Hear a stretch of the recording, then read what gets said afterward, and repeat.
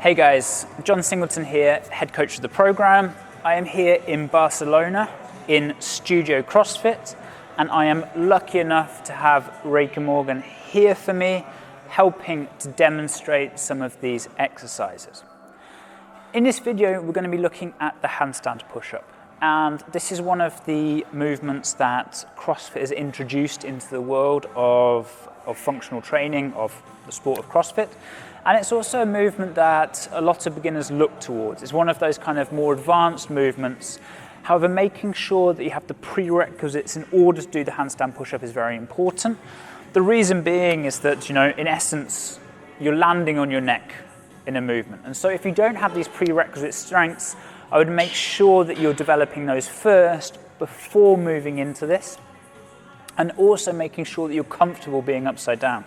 What I mean by being comfortable upside down is that you have some awareness and some coordination, because if you're very fearful and you tend to fall a lot, again, that's not great, and I would actually spend more time just holding the handstand, getting comfortable with the positions before moving into these, yeah? So the first prerequisite is extremely simple. Reika's just going to perform for us a strict push-up, yeah? Now, it might seem silly, but there's a lot of people in the world who can't do push-ups. Why is it important? Because really for the strict handstand push-up, we need that tricep pressing strength. Okay, perfect. The next prerequisite is that you can kick up into a handstand comfortably. If you don't feel comfortable kicking into a handstand, working through development drills is a lot more important than doing the handstand push-up. So Reika's just going to kick up into a handstand on the wall. And so first of all, being comfortable in this position is extremely important. Okay, and relax. Now, as with a lot of movements in CrossFit, there's a lot of variance in terms of what a handstand push-up is. We have kipping handstand push-ups, we have parallel handstand push-ups, we have deficit handstand push-ups and plates, we have all of those in strict form. You will find a huge variance of handstand push-ups. In essence, the principles hold fairly similar throughout, but we're going to look at a few basic. And the first is actually going to be a strict handstand push-up. Why? Because again, it's an important prerequisite before going into the kipping. Really, with these gymnastic movements, just for our general health and well-being, if we have the strict, it's a lot better doing the strict than just doing the kipping. So Reika already has an ab mat. I'm going to help her out a little even more. I'm going to put a plate in here. So obviously what we're doing now is making this easier because Reika has less distance to travel. So this is a good place for someone to start if they have the push-up and are comfortable holding a handstand on the wall. So Reika's just going to kick up and hit one strict handstand push-up. Yeah? Okay, so obviously extremely easy to do. So then what we do, we can lower. Reika can give it another go.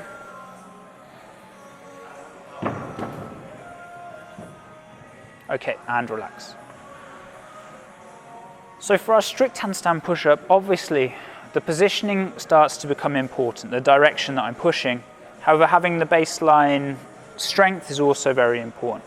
But we would use this as a prerequisite for the kipping handstand push-up, so start developing your strict first. I just want to look at one thing in the strict before we move on, because this is quite a common occurrence. So Reika's going to kick up, and she's just going to do one rep and relax. Now, what a lot of athletes can start to do here is the direction where they start to push can really start to take away from that strict handstand push-up. So if Reika's allowing her core to be very loose, it means that what would happen is when she presses, this core, kind of your midline, the core starts to become a hinge point.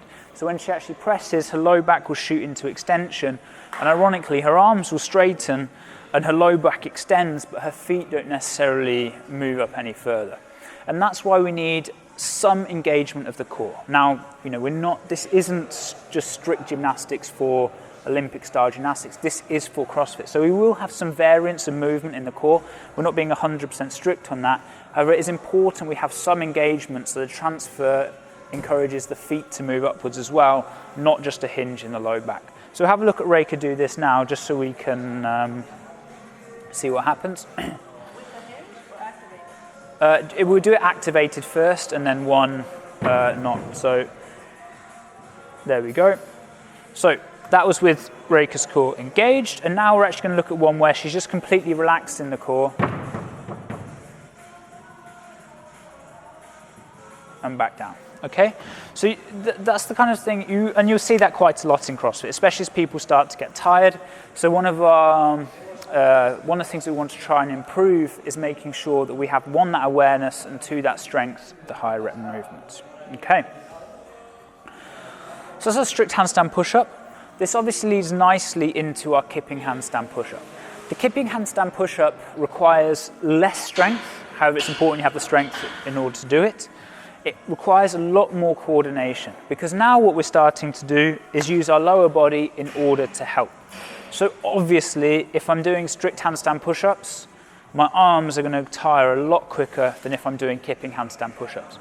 So kipping handstand push-ups allow us to get to the higher rep schemes. You know, in kind of the games level athletes, it wouldn't be uncommon to see 50 plus kipping handstand push-ups that they could do relatively without question. It also becomes important for large deficits. So, you know, not a lot of athletes will be able to do, say, full depth strict parallel handstand push-ups. So they have to use their legs in order to generate the power to get out of the bottom position. Yeah. Today we're going to be looking at from this slightly elevated surface. The reason that we're looking at this slightly elevated surface is easier to practice the technique. If I'm going from full depth, obviously it requires more strength. Greater range of motion, and so actually just practicing the technique here works extremely well. So Reka's actually going to kick up to the wall, and then she's going to just lower herself strict with her head onto the ab mat, so she comes into a headstand. Okay, and now what Reka's actually going to do, she's going to flex at the hip and at the knee at the same time, so her bum touches the wall. Now, this is actually the bottom position of our handstand or kipping handstand push-up. And this is where we want to be. And it's relatively comfortable because we have a point, we have obviously the hands on the floor, but we have the hip touching the wall, which gives us stability. And just relax down. So this is our first progression, that actually we just take ourselves into the position. We do what we call an eccentric handstand push-up. We then flex at our hip, flex at our knee, so we arrive there. And we just make sure we're comfortable doing that. So Reka's just going to do two reps again for us now, and she's just going to kick off the wall once she's arrived at the bottom. There's no need to kick up now.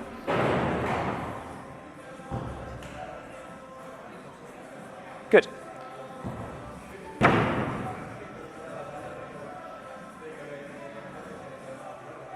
Excellent.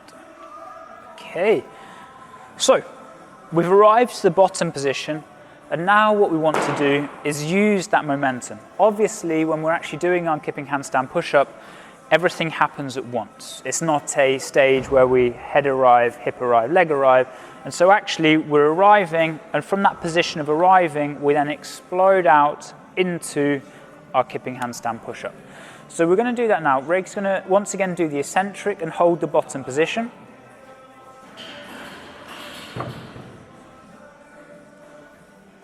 She's going to be in this position now. Now the focus here is actually going to be Reka's heels are going to push towards the ceiling and up towards the wall, and she's going to use her hips as well that are slightly flexed. They're going to go slightly into extension. So she's going to drive and back up and relax. So from here now we have our kipping handstand push-up. Obviously, we've broken things down and had pauses. The reason we have the pauses is so we can make sure that she's comfortable in the positioning, or the athlete that you're working with is comfortable in the positioning before moving on to the more dynamic component of this explosion and press out. So we'll look at that once more. This is kind of the second stage. So we just control down to the position, and then once we're comfortable, we explode up, and that's our kipping handstand push-up. So now we're going to start to have slightly less time going down. So we start to actually speed up that. The trouble is, if I'm constantly slow down, it's going to be a lot more tiring on the arms and obviously be a lot slower. So what Reika is actually going to practice now is she's going to kick up to the handstand, and she's going to, drop is maybe not the right word, but she's going to be quicker into the receiving position. She's going to hold it for a few seconds and then kick out into a handstand push-up. So we're just going to see that now. So she drops down, holds it for a few seconds, 1, 2, and then kicks out. Good. And then what we start to do, we start to have less time in the pause. So what we start to have is like a touch and go rep. Just like I'm doing barbell cycling, where if I'm doing shoulder to overhead, I might touch my shoulders and go. I don't wait in the dip and then explode out, as obviously that's a lot more tiring. So Reika's just going to take us through now. She's actually going to go into 5 kipping handstand push-ups.